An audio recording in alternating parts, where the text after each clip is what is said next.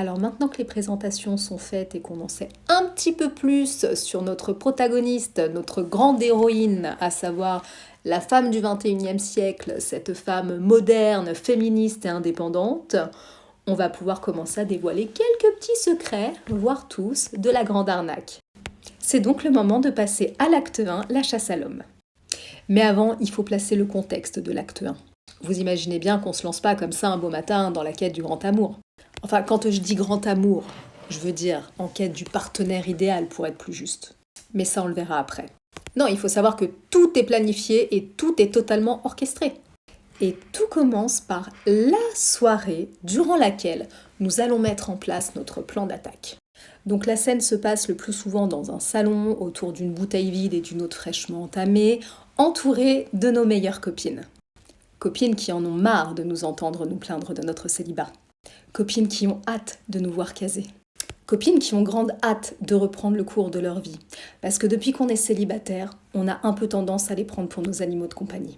Bon, et surtout, on va pas se mentir, c'est que maintenant qu'on est de retour sur le marché, qu'elles sont pleines de complexes, qu'on connaît les limites de la sororité, faudrait quand même pas prendre le risque qu'on se tape leur mec. Comme on dit, une copine mariée vaut mieux que 2 amis célibataires. Bon, alors on le dit peut-être pas, mais on le pense fortement.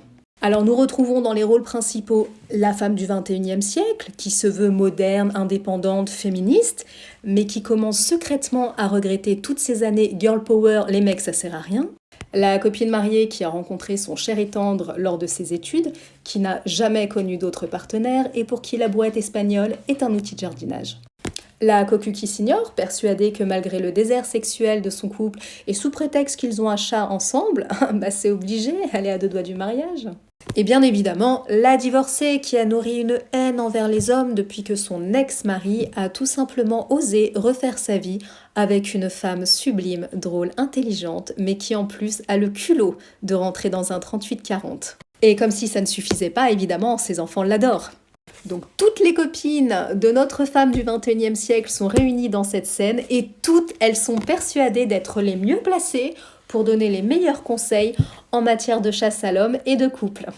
Eh ben ça promet. Les voilà donc toutes prêtes à se lancer dans la chasse à l'homme et accessoirement aussi d'un revenu complémentaire.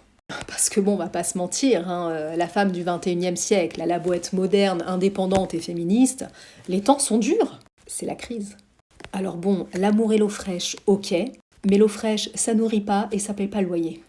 Et les vacances non plus d'ailleurs. C'est donc pour toutes ces raisons et bien d'autres qu'on va commencer notre chasse à l'homme et mettre en place notre grande arnaque. Première étape, acte 1, scène 1, le choix du site de rencontre.